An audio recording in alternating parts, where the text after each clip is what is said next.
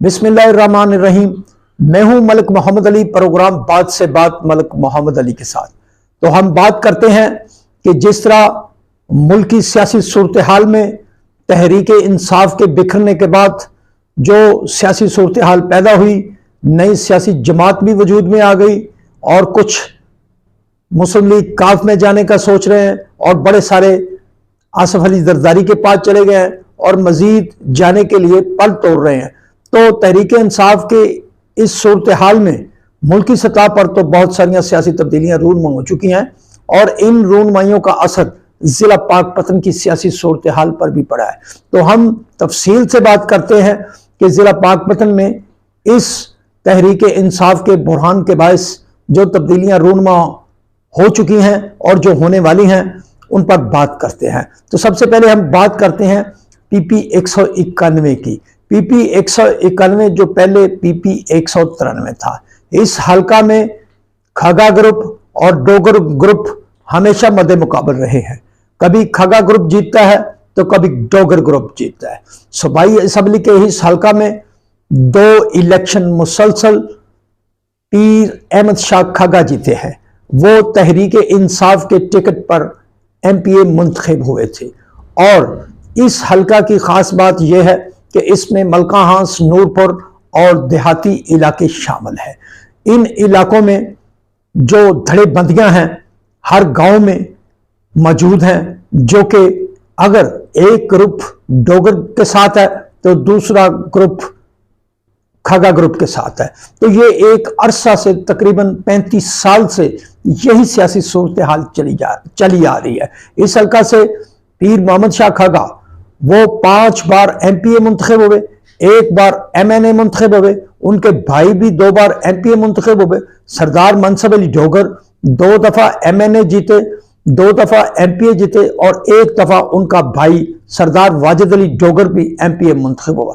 ये उनका ऐसा हलका है जो कि हम समझते हैं कि सियासी पार्टियों का इधर सिर्फ नाम ही यूज होता है कि फलां ग्रुप किस जमात के टिकट पर इलेक्शन लड़ रहा है। हकीकत में इस हलका में सबसे ज्यादा बुनियादी जो बात है वो डोगर और खगा ग्रुप है।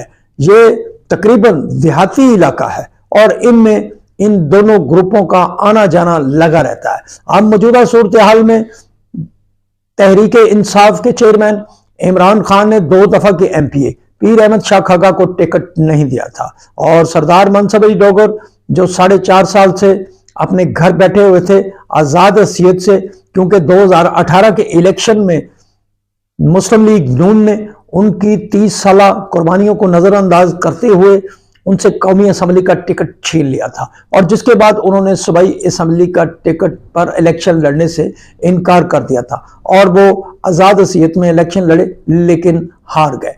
और अब तहरीक इंसाफ की तरफ से सरदार मनसब अली डोगर को टिकट दे दिया गया था और अब ये सिलसिला जारी ही था।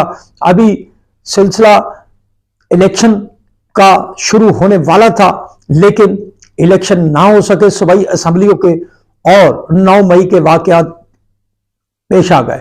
जब इमरान खान को गिरफ्तार किया गया तो 9 मई के वाकयात ने पूरे मुल्क को हलाक कर रख दिया और ऐसा हलाक कर रख दिया जिसकी जद में तहरीक इंसाफ की पूरी तंजीम तितर बितर हो गई। तहरीक इंसाफ के बड़े बड़े रहनुमा साथ छोड़ गए और इसी तनाजर में फिर सरदार मनसब अली डोगर ने भी इस्लामाबाद में प्रेस कॉन्फ्रेंस के दौरान ये टिकट वापस कर दिया। अब सूरत हाल यह है कि सरदार मनसब अली डोगर तो आजाद हैसियत से टिकट वापस करके घर ही बैठ गया। जैसी पोजीशन उनकी पहले थी 2 माह बाद भी उनकी पोजीशन वैसे ही होगी।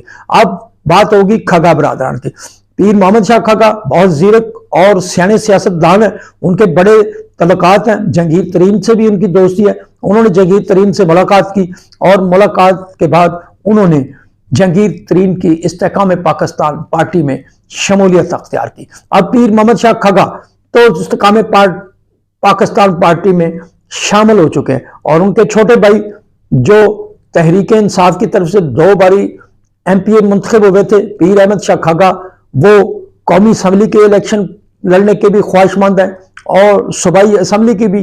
बहरहाल उनकी जो मुहिम जारी है, इस हवाले से अभी तक उनकी तरफ से कोई ऐसा फैसला नहीं आया کہ وہ کون سی پارٹی جوائن کریں گے۔ اب رہی صورتحال، سردار منصب علی ڈوگر تو اپنی جگہ پر آزاد حیثیت میں موجود ہیں۔ مسلم لیگ نون کا سردار منصب علی ڈوگر کے بعد ادھر کوئی تگڑا امیدوار موجود ہی نہیں ہے، چونکہ 30 سال سردار منصب علی ڈوگر نے مسلم لیگ نون کی نمائندگی کی ادھر سے، اور اب جو کھگا برادران ہیں ان کے درمیان کیا فیصلہ ہوتا ہے، کیونکہ محمد شاہ کھگا تو جہانگیر ترین کے پاس چلے گئے، احمد شاہ کھگا جو اپنی مہم جاری رکھے ہوئے ہیں، اب وہ کیا فیصلہ کرتے ہیں؟ وہ جہانگیر ترین گروپ میں جاتے ہیں، مسلم لیگ کاف میں جاتے ہیں، یا کسی اور پارٹی میں شامل ہوتے ہیں، یہ تو آنے والا وقت ہی بتائے گا۔ لیکن ابھی تک جو صورتحال ہے، حقیقت میں اس حلقہ میں کھگا اور ڈوگر گروپ ہی مد مقابل رہتے ہیں، ان کے درمیان ہی کانٹے دار مقابلہ رہتا ہے۔ اب صورتحال یہ ہوگی، کیا آیا مسلم لیگ نون کس کو اپنا امیدوار نامزد کرتی ہے؟ کیونکہ اب میدان خالی ہے، مسلم لیگ نون کے پاس کھگا گروپ کا مقابلہ کرنے کے لیے کوئی تگڑا بندہ موجود نہیں ہے۔ اگر اس کے پاس کوئی مسلم تگڑا بندہ موجود ہے تو وہ سردار منصب علی ڈوگر کی شکل میں سامنے آ سکتا ہے۔ یہ تو فیصلہ وقت کرے گا کہ کیا سردار منصب علی ڈوگر مسلم لیگ نون میں جاتے ہیں یا نہیں جاتے۔ جب مسلم لیگ نون کی اعلیٰ قیادت ان سے پرانے تعلقات کی بنیاد پر رابطہ کرتی ہے یا نہیں کرتی، یہ تو وقت ہی بتائے گا۔ لیکن کھگا برادران کے درمیان جو کنفیوژن ہے وہ حلقہ کے ان کے گروپ کو پریشان کر رہی ہے، کیونکہ اگر کھگا گروپ کے درمیان ہم آہنگی نہیں رہتی تو پھر کھگا گروپ کو نقصان ہوگا، کیونکہ کھگا گروپ اور ڈوگر گروپ یہ ایک علاقہ کی حقیقت ہے۔ اگر کھگا گروپ کی طرف سے ایک کی بجائے 2 یا 3 امیدوار میدان میں اترے تو پھر بھی کھگا گروپ کو نقصان ہوگا، چونکہ ڈوگر گروپ آزاد حیثیت میں یا کسی پارٹی کے ٹکٹ پر وہی ان کا مقابلہ کرتے ہیں، اور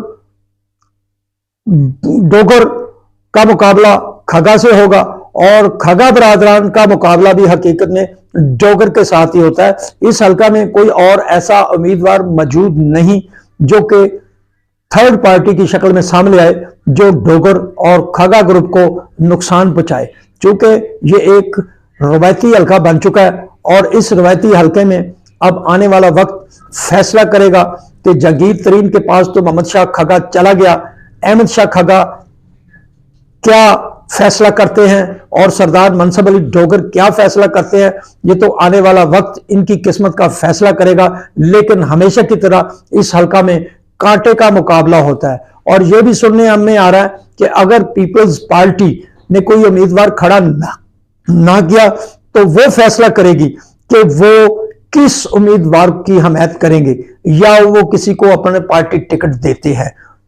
سلام پاکستان، سلام اوورسیز، اللہ حافظ۔